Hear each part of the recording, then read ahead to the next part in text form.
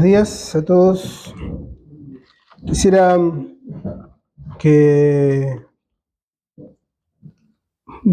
ir a través de algunos versículos en relación con una parte del himno que cantábamos, cuando decía: y tan solo tiene ciencia quien da al tiempo su valor. Y una característica del tiempo, que es un atributo del tiempo, podemos decir, que el tiempo es inexorable, es decir, avanza y no se recupera. El tiempo no es un bien material, pero es un bien con el cual contamos, pero que a diferencia de otros bienes no se puede recuperar. Siempre cuento esta historia. Una vez un hermano me preguntó: ¿cuántos años tienes? Y le dije: tantos años. Y me dijo: no, tú no tienes esos años. ¿Cómo que no? Si le estoy diciendo, yo sé mejor que nadie. No, me dijo, esos años ya no los tienes, esos años ya pasaron.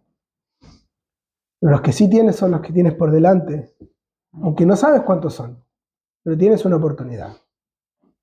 Obviamente el hermano usaba siempre este desafío, esta pregunta para la predicación del Evangelio, pero nos hace pensar a nosotros también. En castellano hablamos así: tenemos tantos años.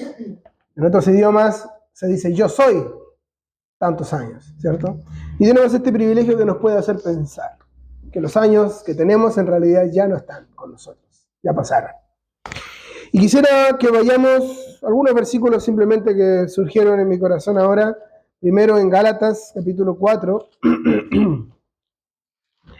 donde se menciona el tiempo.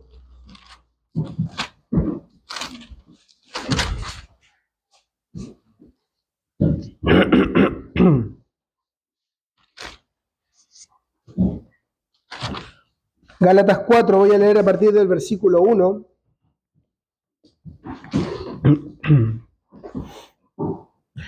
Digo pues, mientras el heredero es menor de edad, en nada es diferente del siervo, aunque sea el dueño de todo, sino que está bajo guardianes y tutores hasta la edad señalada por el Padre.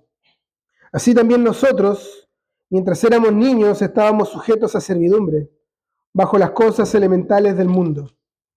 Pero cuando vino la plenitud del tiempo, o el cumplimiento del tiempo, Dios envió a su Hijo, nacido de mujer, nacido bajo la ley, a fin de que redimiera a los que estaban bajo la ley, para que recibiésemos la adopción de hijos. Y porque ustedes son hijos, Dios ha enviado el Espíritu de su Hijo a nuestros corazones, clamando: Abba, Padre. Por tanto, ya no eres siervo, sino hijo, y si hijo, también heredero por medio de Dios. Pero en aquel tiempo, cuando ustedes no conocían a Dios, eran siervos de los que por naturaleza no son dioses. Pero ahora que conocen a Dios, o más bien, que son conocidos por Dios, ¿cómo es que se vuelven otra vez a las cosas elementales, a las cosas débiles, inútiles y elementales, a las cuales desean volver a estar esclavizados de nuevo? Hasta ahí solamente. Acá se menciona el tiempo, ¿cierto? 2 veces, al menos la palabra tiempo en el castellano. Y quería partir por acá, porque esta es la base de todas nuestras decisiones como cristianos en relación con nuestro tiempo en la tierra. Si yo no he nacido de nuevo, si yo no he recibido el Espíritu del Hijo de Dios en mi corazón, que puede clamar Abba, Padre, entonces no tengo la capacidad espiritual de poder discernir el tiempo en un plano diferente al que conocemos. Nosotros podemos hacer planes acerca de nuestro tiempo, pero la realidad es que nuestra vida en la tierra es tan solo una porción minúscula del tiempo que tenemos por delante como hijos de Dios. Por Jesús es bienvenida la insondable, creo que dice, eternidad. Solo allí la vida es vida. Esperad, velad, llorad. Y el cristiano, al tener el Espíritu del Hijo de Dios morando en uno, es capaz de mirar en el plano eterno y no mirar solamente en los años de nuestra vida acá en la tierra, que no sabemos cuántos son. El Señor a veces llama a su presencia a niños, a jóvenes adultos, y hay personas que los quiere tener acá hasta sus 100 años. Pero lo importante es qué hacemos en virtud del tiempo eterno. Y acá, y solamente podemos pensar así, en ese plano, cuando tenemos el Espíritu de Dios morando en nosotros por el nuevo nacimiento. Pero vamos un poco al pasaje de acá. Los Gálatas tenían un problema. Los Gálatas tenían un conflicto. Había algunos maestros, entre ellos, falsos maestros, que estaban predicando un evangelio diferente. Y este evangelio diferente concernía o decía que ellos podían llegar a ser salvos solo añadiendo a su fe el guardar ciertas demandas de la ley ceremonial de Dios. Es decir, se tenían que circuncidar, guardar días, fiestas, etcétera, etcétera.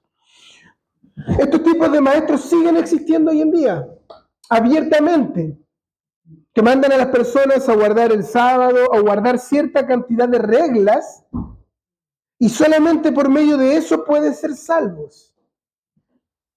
Y este es un evangelio diferente. Pablo lo dice en el capítulo 1 de esta carta. Entonces él expone, en primer lugar, en los primeros capítulos, primero defiende su apostolado, porque la estrategia de un falso maestro, o de los falsos maestros en esa época es, bueno, Pablo enseña la salvación solo por gracia, por lo tanto, en lugar de atacar la doctrina, ataquemos a la persona que la enseña, diciendo que aquello que enseña no lo recibió de Dios, sino que lo inventó él. Que en realidad no tiene autoridad porque la autoridad son los apóstoles que estuvieron con el Señor Jesús. Entonces, en los primeros capítulos, Pablo se encarga de hacer una defensa de su apostolado. Luego, esto en el capítulo 1 hasta el final del capítulo 2, donde termina hablando de una conversación que tuvo con Pedro con respecto al asunto de las diferencias entre judíos y gentiles. Luego en el capítulo 3, Pablo empieza su exhortación, su amonestación a los Gálatas y comienza a poner ejemplos de las escrituras del Antiguo Testamento de Abraham para hablar cómo en él solamente la fe fue suficiente, no la circuncisión. Antes de la circuncisión de Abraham como una señal del pacto, Abraham ya había creído y le fue contado por justicia.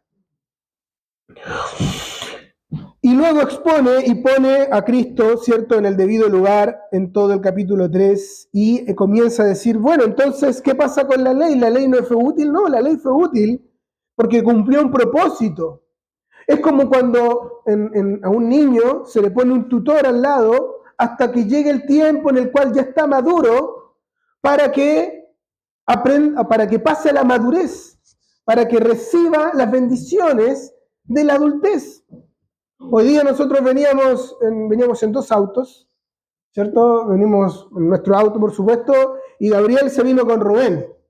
Y en un semáforo nos detuvimos y nos miramos al lado y Rubén estaba contento. ¿Por qué? Porque estaba sentado adelante con Gabriel. Y eso significa que él llegó a una edad donde se puede sentar adelante, que antes no podía. Llegó un tiempo adecuado en el cual él ahora puede disfrutar de algo que antes no podía. Pero sin embargo en nuestro auto hubo tristeza. Porque Pedro se quedó llorando porque se quería ir con Gabriel. Entonces, ¿qué es lo que sucede con esto? Esto es el principio que está acá en Gálatas capítulo 3. Mientras todavía Cristo no venía, los judíos necesitaban un maestro, un tutor que les dijera lo que tenían que hacer. Un ayo. Y este ayo fue la ley. Y comienza el capítulo 4 diciendo que mientras el heredero es menor de edad, en nada es diferente del siervo, del esclavo de la casa. En una casa judía típica podía haber un niño y podía haber un esclavo. Y en cuanto a los derechos, eran iguales. Estaban bajo la misma ordenanza en la casa. Pero el niño, obviamente, era diferente porque era heredero de todo eso. Pero a la visión exterior era lo mismo. Lo mismo pasaba con los judíos que estaban bajo la ley. Todavía no había llegado el tiempo. Dice en el versículo 2, está bajo guardianes y tutores hasta la edad señalada por el padre. En el judaísmo llega una época en la cual el niño pasa a la adultez. Hay una fiesta especial, ¿cierto? El Bar Mitzvah, en el cual se celebra el paso del niño a la adultez. Y en ese sentido, el hijo recibe las plenas bendiciones de su adultez como hijo.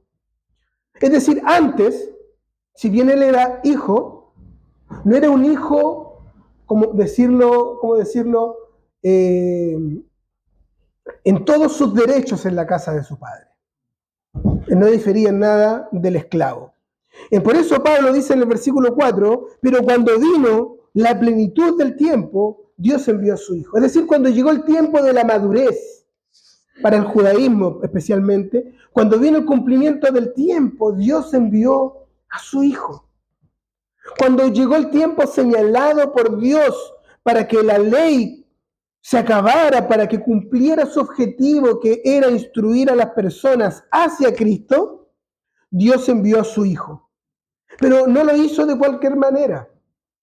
No envió a su hijo de una forma portentosa, como un espíritu que había de juzgar, sino que lo hizo bajo el orden del hombre, nacido de mujer, es decir, tomando la naturaleza misma que nosotros tenemos, pero sin pecado.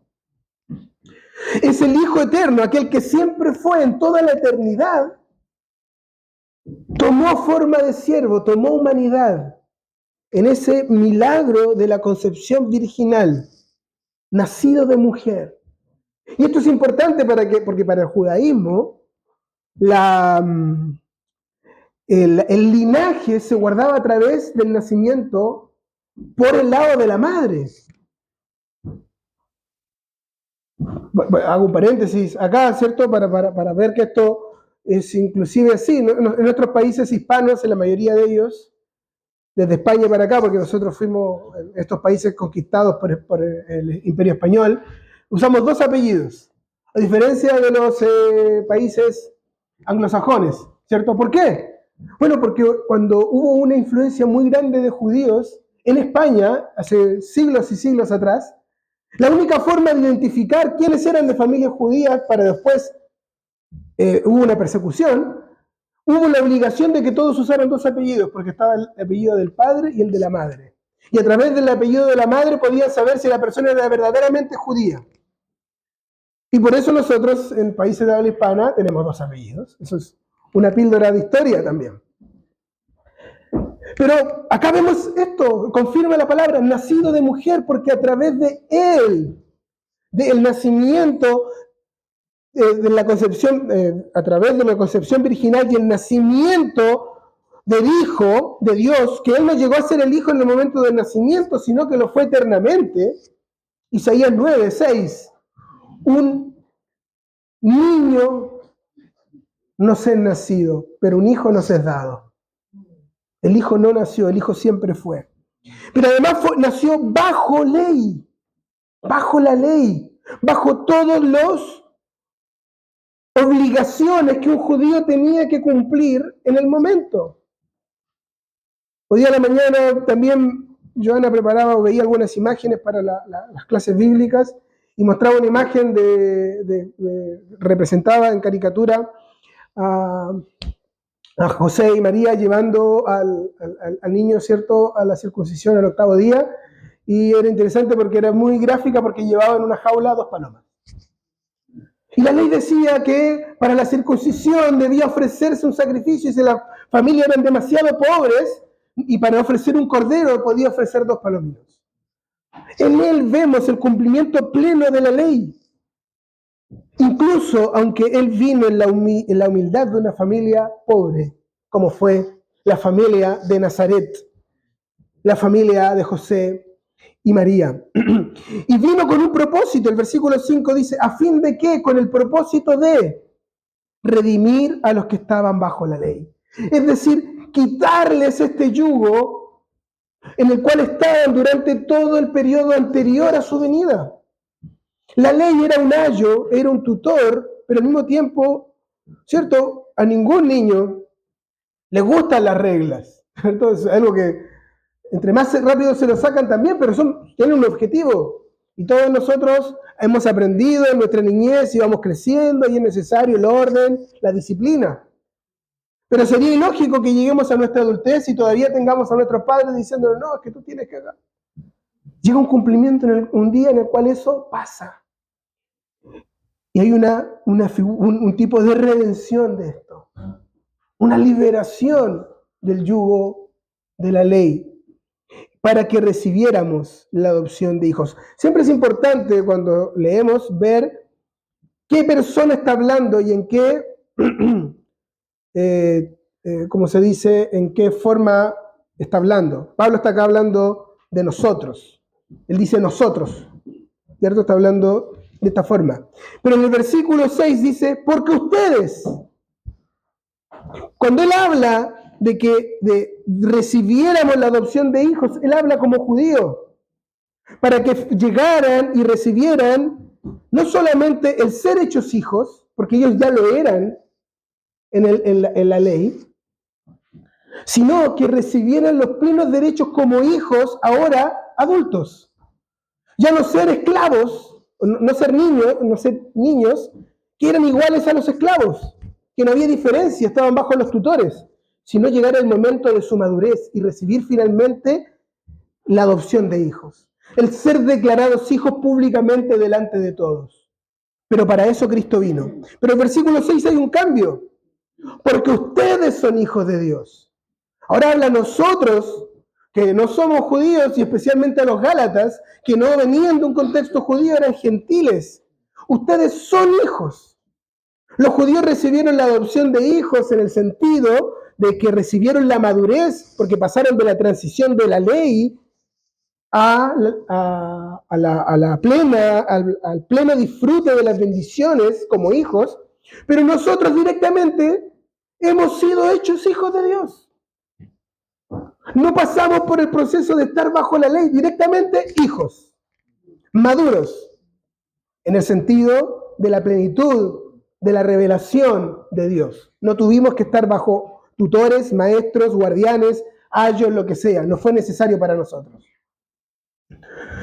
Y porque ustedes son hijos, Dios ha enviado el Espíritu de su Hijo a nuestros corazones, clamando, Abba, Padre. Es el Espíritu mismo del Hijo de Dios. Cuando hemos sido sellados por el Espíritu Santo, cuando el Espíritu Santo ha venido a morar en nosotros, es el mismo Espíritu de su Hijo en nosotros. Es Cristo mismo. Y si el Hijo puede dirigirse a su Padre en la plena relación, nosotros también podemos. No porque tengamos un derecho en nosotros mismos, sino porque Cristo habita en nosotros, en el Espíritu de Dios. Es el Espíritu de su Hijo. En el tiempo del judaísmo, ¿cierto?, de esa época, la forma en la cual un hijo se refería en cariño a su padre era Abba. Y por lo tanto lo que está resaltando acá Pablo es que ahora ya que el Espíritu de Dios, el Espíritu del Hijo de Dios está en nosotros, nosotros también podemos tener esta relación cercana. Pero luego viene una exhortación. Por tanto, ya no eres esclavo, sino hijo. Y si hijo, también heredero de Dios. ¿Y por qué entonces ustedes, Gálatas, quieren volver atrás?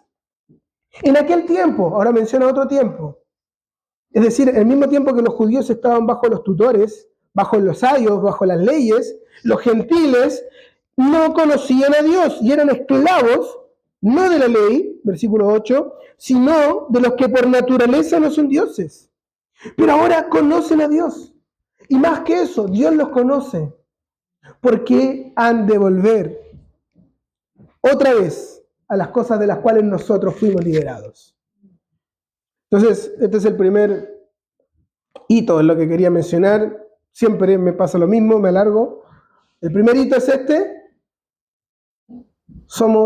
Cuando vino el cumplimiento del tiempo. Hubo un momento en el pasado en el cual llegó la madurez. Y nosotros, por gracia, somos introducidos directamente en el pleno derecho de estas bendiciones. ¿Qué hacemos nosotros con esto? Tenemos la confianza de poder entrar en la presencia de Dios por el Espíritu de su Hijo y decir, Abba, Padre. Esta mañana, particularmente, la adoración se dirigió hacia allá. La adoración tuvo, por la guía del Espíritu, la adoración a Dios como Abba, Padre. Cantamos de eso, adoramos de eso y terminamos diciendo, somos de Dios hijos caros. Y eso no por medio de la ley, sino por la redención que Cristo efectuó cuando vino, nacido de mujer, nacido bajo la ley. ¿Qué hacemos con eso? Es la primera pregunta. ¿Qué hacemos con nuestro tiempo ahora, ya que el tiempo de la madurez vino? Podemos ir ahora al libro de Eclesiastés, en el capítulo 9 primero.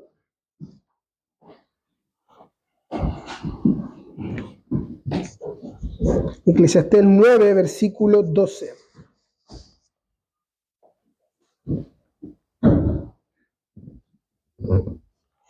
Porque el hombre tampoco conoce su tiempo. Como peces atrapados en la red traicionera y como aves apresadas en la trampa, así son atrapados los hijos de los hombres en el tiempo malo, cuando éste cae de repente sobre ellos. El libro de Eclesiastés es un libro muy particular. Cuando lo estudiamos tenemos que ser muy cuidadosos de sacar conclusiones a partir de versículos sueltos. Porque Salomón, el escritor de este libro, está meditando en las cosas que él ha experimentado debajo del sol. Acá no hay un plano espiritual esencialmente, sino simplemente son sus conclusiones filosóficas de la vida. Y dice, por ejemplo, en un momento, los muertos no saben nada. Dice en el mismo capítulo 9, versículo 5, los muertos no saben nada. Ahora, a la luz del Nuevo Testamento, a la luz de la historia del rico y Lázaro, ¿es verdad que los muertos no saben nada? No, los muertos saben. El rico, de hecho, aprendió algo nuevo. Se convirtió en evangelista estando ya en la condenación. Quería ir a sus hermanos o enviar a Lázaro para que les predicara. O sea, los muertos sí saben. Entonces, cuando estudiamos Eclesiastés, tenemos que entender eso, en primer lugar, para no cometer errores. Son las conclusiones de un hombre que se ha permitido experimentar todo tipo de sensaciones y él concluye que todo es vanidad. ¿Ya? Y desde este punto de vista natural, dice que el hombre no conoce su tiempo. El hombre natural sin Dios no conoce su tiempo. No tiene una visión de lo eterno. Nosotros, ¿cierto? Alguien podría decir, bueno, pero el cristiano tampoco conoce lo que va a pasar. O por supuesto, ¿quién de nosotros sabe lo que va a pasar? Nadie sabe. De un día a otro puede suceder algo y todo cambia. Pero nosotros podemos descansar en otras cosas. Que a pesar de que nosotros no conocemos lo que nos sucede, sí sabemos que nuestros tiempos están en las manos de Dios. Y de que todas las cosas cooperan juntas para el bien de los que aman a Dios. El hombre no conoce tampoco el tiempo de su muerte. Pero el hombre no es excusado de su responsabilidad por no conocer su tiempo. Vamos a hablar de eso ahora. Pero dice algo, cuando viene el tiempo malo, los hombres son como peces atrapados en la red traicionera y como aves apresadas en la trampa. Hermanos, acá la visión de Salomón es la visión del hombre natural y nosotros tenemos algo que es mejor. ¿Qué pasa cuando viene el tiempo malo? ¿También somos atrapados como peces en una red? ¿Como aves en una trampa? Es triste que muchas veces muchos cristianos se encuentran en esta situación. Porque el cristiano conoce que a pesar de que no sabe realmente el tiempo, Dios tiene el control de todas las cosas. No digo que tenemos que ser estoicos sin sufrir, sino simplemente entender que no estamos atrapados, que seguimos siendo libres, que no hay ninguna red que nos esté atrapando, sino que Dios tiene todos los tiempos en sus manos. Ahora vamos al libro de Colosenses, capítulo 3, la carta de Colosenses. Para ir al siguiente hito del tiempo, capítulo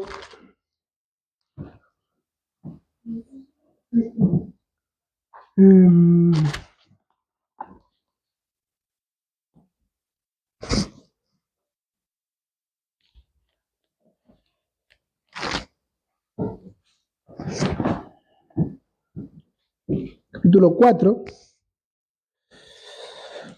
Vamos a leer versículo 5 directamente. Colosenses 4:5. Anden sabiamente para con los de afuera, aprovechando el tiempo, o redimiendo el tiempo. Y en Efesios también,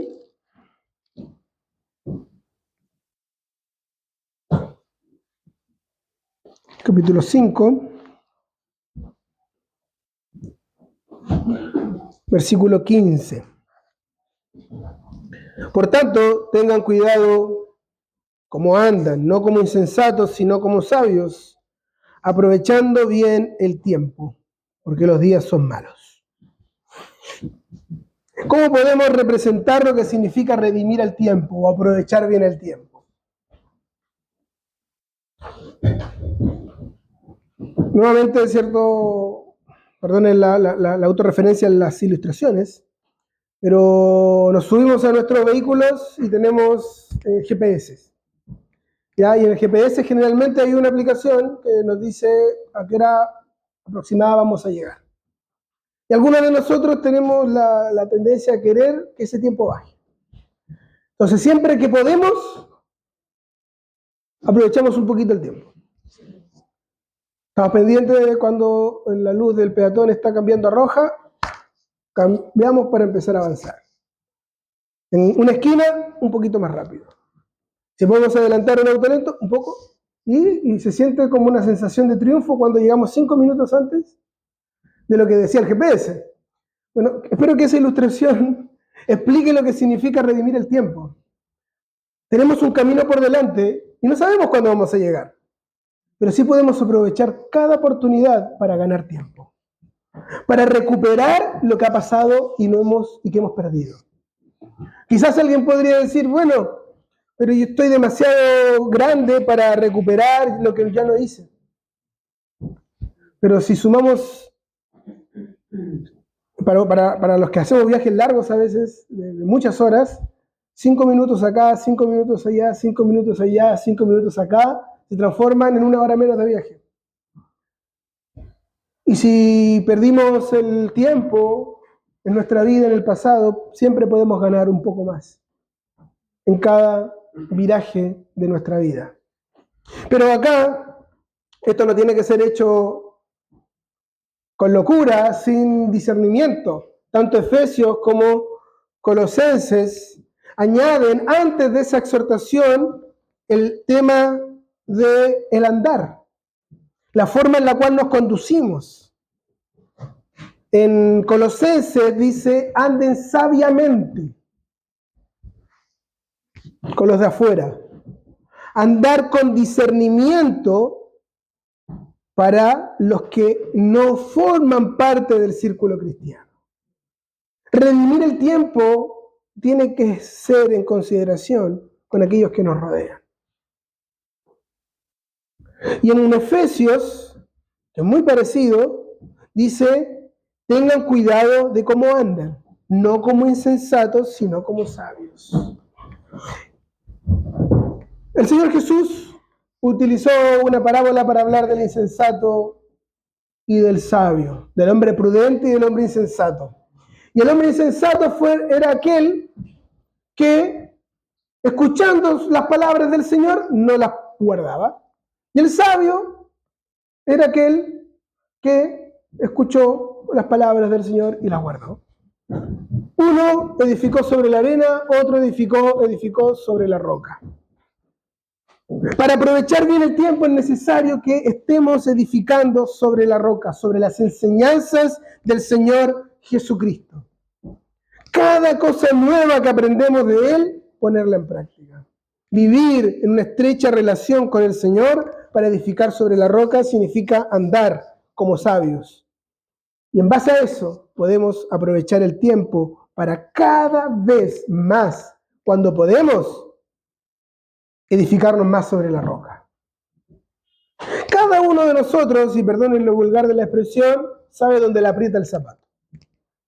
Cada uno de nosotros sabe dónde hay debilidad, donde hay algo de tiempo que perdemos. Y es allí donde debemos, por el Espíritu de Dios, decir, esto lo voy a usar para el Señor, para edificar sobre la roca. Y por último, nuevamente volvemos a Eclesiastés, para el capítulo 3.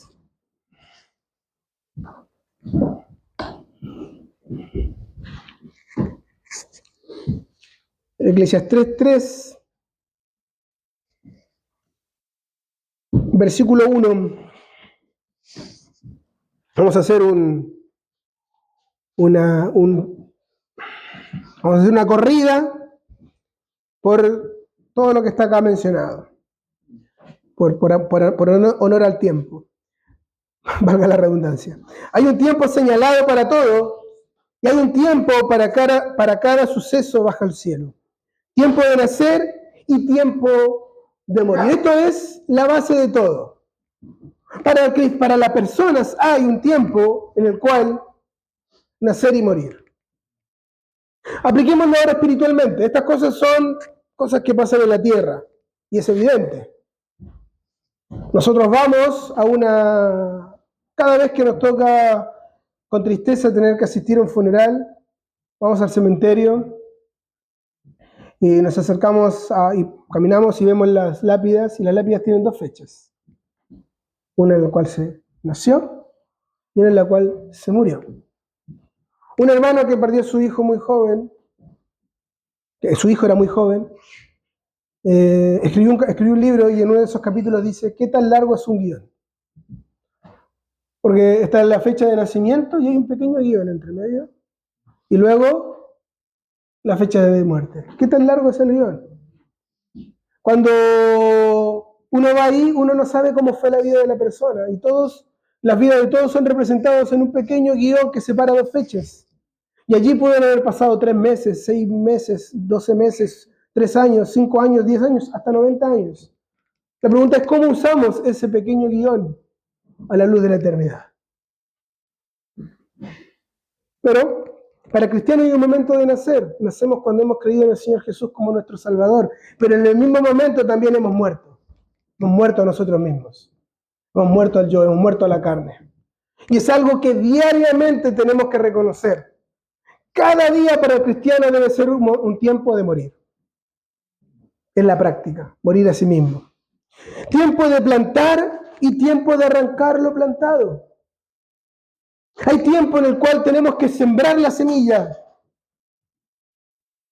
Pero quizás hay veces donde con tristeza tenemos que sacar algo que hemos cosechado mal, porque todo lo que el hombre sembrare, eso también segará.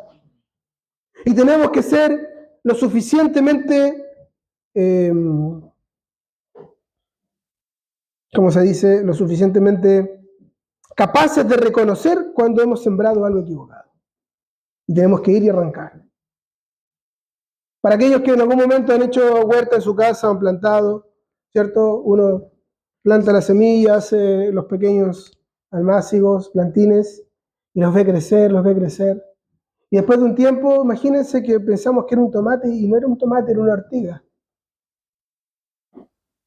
Perdimos 2 meses, 3 meses de estar regando y estar preocupados de una planta que no era la que tenía que ser.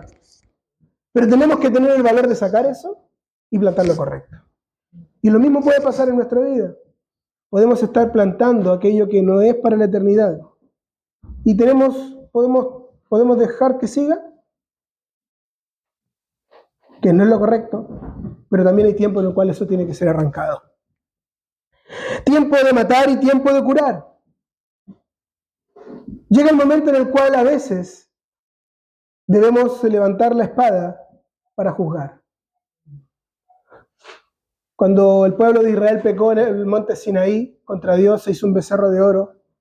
Moisés hizo una pregunta: ¿quién está del lado del Señor? Tome cada uno su espada.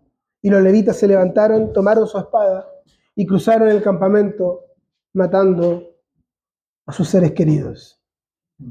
Es algo duro de la dispensación pasada. No somos llamados a matar literalmente, por supuesto, pero espiritualmente a veces hay que juzgar. Hay que cortar, incluso relaciones cercanas, incluso pueden ser familiares, cuando esto impide el crecimiento y peor aún, cuando podemos estar participando de las malas obras de otros. En la asamblea, esto se traduce en lo que nos enseña 1 Corintios 5. Si hay alguien que está viviendo en pecado, el tal debe ser excluido, expulsado, sacado de la comunión, no con el propósito de que muera literalmente, sino que llegue algún día el tiempo de curar, el tiempo de ser restaurado. Cuando Él ha venido en arrepentimiento a los pies del Señor, los hermanos lo reconocen y es el tiempo de curar. Pablo habla de esto en 2 Corintios: restáurelo para que no sea consumido de la tristeza. Hay tiempo de derribar. Nuevamente el mismo pensamiento que antes. Hay tiempo de derribar. Quizás hemos construido nuestra vida sobre una doctrina equivocada. Y antes de poder edificar para el Señor es necesario derribar aquello que está mal arraigado en nosotros. Hay tiempo de llorar y hay tiempo de reír. ¿Cuán cierto es esto en el mundo que vivimos? Hay tiempo en el cual es necesario llorar. Vivimos en una sociedad, sin embargo, en la cual quiere evitar a toda costa el dolor y la tristeza. Y la quiere reemplazar siempre por la alegría y el reír. Las personas quieren evitar el sufrimiento, pero la verdad es que hay tiempo de llorar. Este mismo libro, un poco más adelante, dice que es mejor estar en la casa del luto que en la casa del banquete, porque aquello es el fin de todo hombre, en el cual el hombre puede meditar hacia dónde va. Y hay tiempo en el cual Dios permite el llanto, pero también la risa. Por honor al tiempo, voy a saltarme algunos. En el versículo 7, al final dice: tiempo de callar y tiempo de hablar. Santiago nos dice que todo hombre sea pronto para oír, pero sea tardo para hablar. Un cristiano debe discernir el tiempo de cuándo es preciso hablar y también cuándo es preciso callar. Esto es muy fundamental. ¿Qué pasa si viene alguien a mí con una murmuración acerca de alguien más? ¿Qué hago con esa información? O a veces ni siquiera es una murmuración, sino simplemente una información. Tal hermano hizo tal cosa. ¿Qué hago con esa información? ¿La transmito a otros? ¿O voy y corroboro, callo y corroboro la información? Hay tiempo y la sabiduría se ve en el cristiano en cómo calla y cómo habla. Y por último, tiempo de amar y tiempo de odiar, tiempo de guerra y tiempo de paz. El cristiano es llamado a amar lo bueno y aborrecer lo malo. Este es el temor de Dios, dice el salmista: hacer lo bueno o amar lo bueno y aborrecer lo malo. Y la vida del cristiano es una vida en la cual su tiempo se vive en amar lo bueno y aborrecer lo malo. Que podamos entonces, a la luz de estas cosas, aprovechar el tiempo, redimir el tiempo, como hemos cantado, esa frase que hemos cantado en nuestro himno antes de comenzar, solo tiene ciencia, solo tiene conocimiento a quien le da el tiempo su valor, que podamos ser más sabios dándole al tiempo el valor que le corresponde.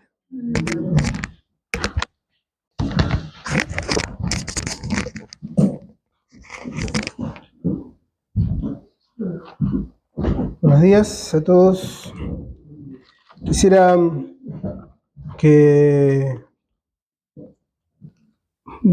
ir a través de algunos versículos en relación con una parte del himno que cantábamos, cuando decía: y tan solo tiene ciencia quien da al tiempo su valor. Hay una característica del tiempo que es un atributo del tiempo, podemos decir, que el tiempo es inexorable, es decir, avanza y no se recupera. El tiempo no es un bien material, pero es un bien con el cual contamos, pero que a diferencia de otros bienes no se puede recuperar. Siempre cuento esta historia. Una vez un hermano me preguntó: ¿cuántos años tienes? Y yo le dije: tantos años. Y me dijo: no, tú no tienes esos años. ¿Cómo que no? Si le estoy diciendo, yo sé mejor que nadie. No, me dijo, esos años ya no los tienes, esos años ya pasaron. Pero los que sí tienes son los que tienes por delante, aunque no sabes cuántos son, pero tienes una oportunidad. Obviamente el hermano usaba siempre este desafío, esta pregunta para la predicación del Evangelio, pero nos hace pensar a nosotros también. En castellano hablamos así: tenemos tantos años. En otros idiomas se dice: yo soy tantos años, ¿cierto? Y tenemos este privilegio que nos puede hacer pensar que los años que tenemos en realidad ya no están con nosotros, ya pasaron. Y quisiera que vayamos